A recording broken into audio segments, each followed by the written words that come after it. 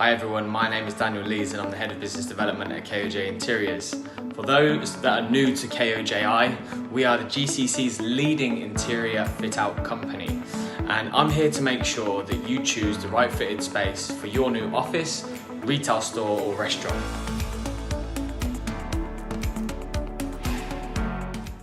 So, for those who don't know, a Category A fit-out is the basic finishing of an interior space, generally carried out by landlords. This type of fit-out includes the installation of mechanical, electrical and plumbing services, and maybe some flooring, or it could just be the old tenant has left the space as it was fitted out. With the current ongoing crisis we see ourselves in, it really does force the hand of most businesses to look at ways to save costs and save on those yearly outgoings. And to be honest, it's not just the current times that spark the trend of taking a Cat A or already fitted out space.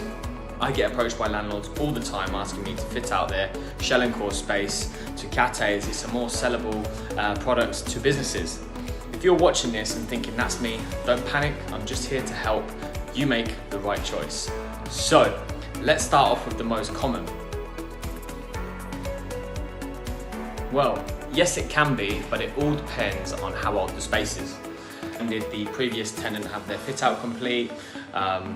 Will the current fit out pass the landlord, local or civil defence requirements? The most recent changes in regulation was in January 2020, so who knows, but guess what, if it doesn't, you'll need to get your wallet out. This depends on what you want to do.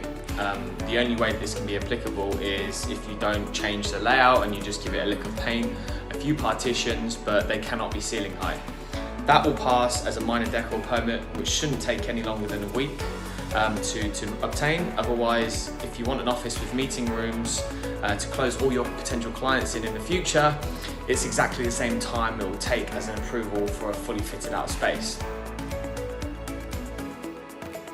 We all know in this day and age the importance of Wi-Fi and data.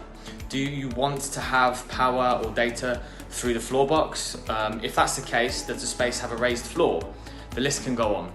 Have you checked the power load for the unit? Can it facilitate your requirements as a business? To people watching this, I'm not trying to scare you, I'm just trying to make sure that you make the right decision. This is the most common, but I've also had clients ask me, what is MEP? Why is it so expensive? Well, MEP stands for mechanical, electrical and plumbing. So basically, Wi-Fi, electricity, air conditioning, water, anything related to this is probably the most important element to a successfully functional space. How many times have you gone to plug in your laptop and you have to crawl under the table and go some more and then finally get there? Or you're actually boiling in your office and you can't control the temperature, or you can't even turn the AC on. Well, that's because your boss most likely took a fitted space and didn't make any modifications. Next up we have is maintenance. How many people have bought a second car?